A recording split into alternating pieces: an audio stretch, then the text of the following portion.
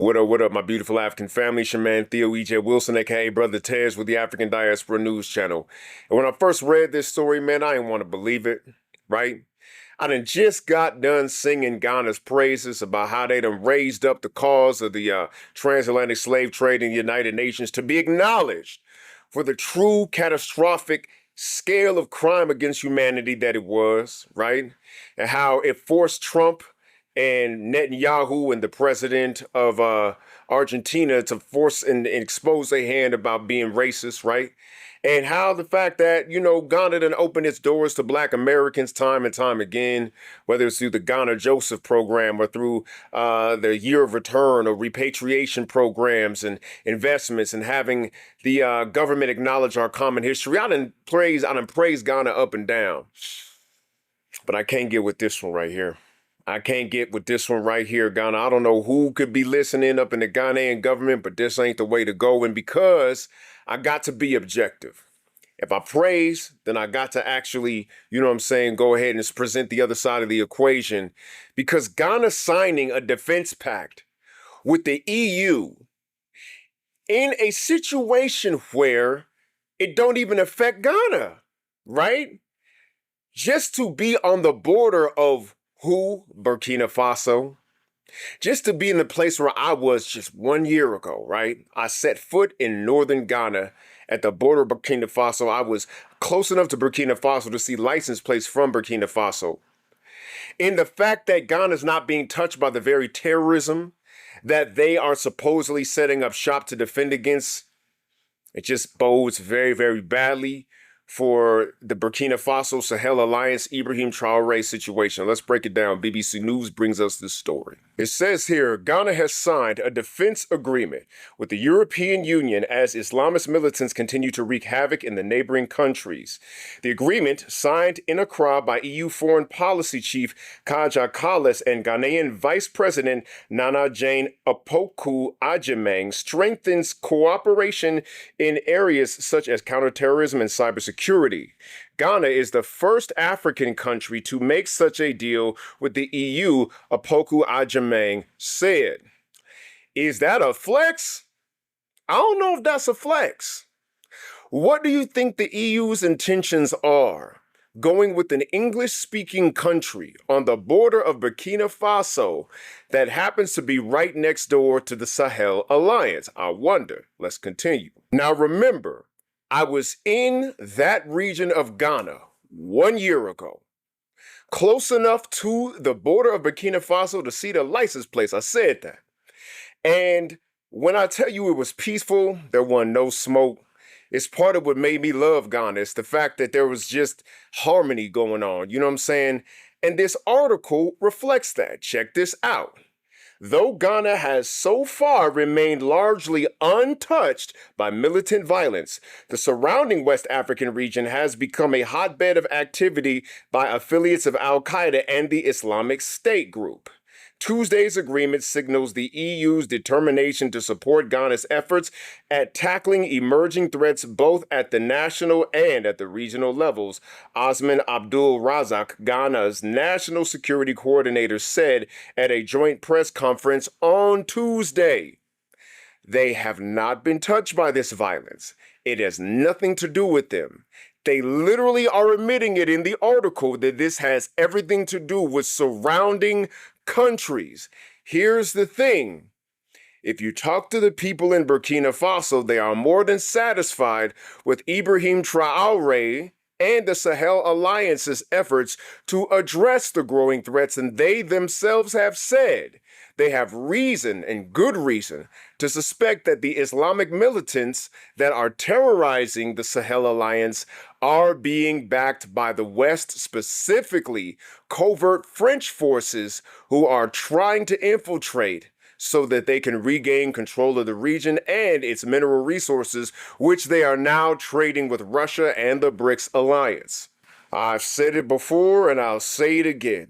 Hands off Ibrahim. A lot of y'all followed me when I was on the Kim Iverson show talking about the fact that Ibrahim Traore and the Sahel Alliance are standing in integrity with African sovereignty, and that if they should so happen to partner with Russia, who did not colonize them, who did not reach out with imperial tentacles and strangle their economy the same way that members of NATO have done, members of the European Union have done, then who are we? Who are we to tell Africa not to make partnerships with people who have not thus harmed them, right? Ibrahim Traore stands on the shoulders of Thomas Sankara, stands on the shoulders of Patrice Lumumba, and has suffered multiple, and I do mean multiple, assassination attempts at the hands of folks who are in allegiance with their former colonizers, and thus he has survived. And thus, because of that, they're profiting from their own minerals. They are creating an economic situation whereby the people of Africa can be the beneficiaries of the minerals that God put underneath their dirt. We know that France has suffered greatly economically from having those resources taken away from them. We know that a lot of the uranium that they've gotten in France has come from Niger, and that Niger is now in control of their uranium and selling it at fair market prices. What is wrong with that, right? Well, I'll tell you what they think is wrong with that.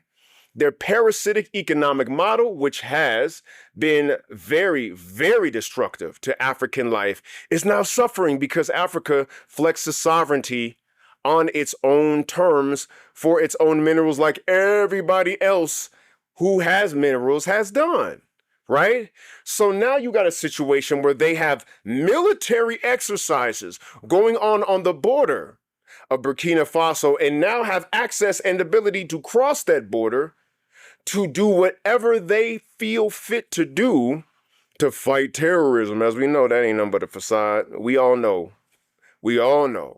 that the Islamic extremist elements that are operating in the Sahel states today have come from the fall of Muammar Gaddafi and how covert forces were very much involved in that. And they have spread and been armed and trained by these covert forces. So now you basically saying MI6 come into northern Ghana. You basically saying CIA come into northern Ghana and do military exercises, the likes of which they ain't really got to tell you what the true intentions are.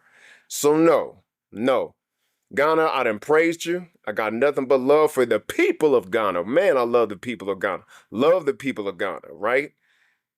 But the government of Ghana making this alliance at this particular point in time, I don't see how it doesn't spell disaster for long-term African sovereignty if they should get a foothold in the actual Burkina Faso, Niger, and Mali areas. This, in and of itself, if something gets touched off, could lead to perhaps a war between Ghana and the Sahel Alliance, right? At which point, they could have a foothold to come in and say, oh, Ghana, you need some support? Oh, we just happened to strike Ibrahim. Oh, we just happened to strike the president of Mali. Oh, we just happened to strike the president of Niger. You see what I'm saying? Anybody who has studied the enemies of African people's rise know that they play chess like this. One of the things that really hurts Africa and really, really hurts Africa is corruption like this for short-term gain in a problem that they didn't even have. Short-term gain versus long-term thinking about sovereignty, right? Turning Africa against itself, whether it is covert alliances with colonial forces, whether it is certain debt traps that the IMF may set, whether it is making sure that folks stay in poverty and therefore create the circumstances by which sellouts can rise to power, is part of the reason, not the whole reason, but part of the reason why Africa remains in the condition that we find it today. Right? This is the whole thing that Black Americans have against cooning. This is part of the whole thing that Black Americans have against sellouts. This is part of the reason why we have this thing against snitches, right? Even though there are situations where it's like, no, the brother was actually causing problems in the hood. That dates back to the very foiled slave revolts that kept us in bondage, right? Short-term thinking versus long-term freedom creates openings by which the enemies of our rise can gain a foothold and prosper at our expense. This is the kind of thing that we report on here at the African Diaspora News Channel. If you stayed this long, I need you to hit that like button. If you stayed this long, I need you to subscribe. And if you stayed this long and believe in the content that we create for y'all, bringing y'all news from all across the world with the Black family, go ahead and download that app. I need y'all to download that app. If you noticed, if those of y'all who have the app, you noticed that we put stories on there a day or so before we bring the stories here. This is to reward those who actually have signed up and donate to us monetarily, not just donate, but support and invest in us monetarily. We appreciate you and we will reward you. So go ahead and get that app right now. And if you like what I say and how I say it, folks, go ahead and follow my personal YouTube channel right here on YouTube at Theo Cyrus Rising. My name is Theo EJ Wilson, aka Brother Tej. I'll holler at you next time. I'll holler at you this time. Peace and freedom for the Black world. Holla back.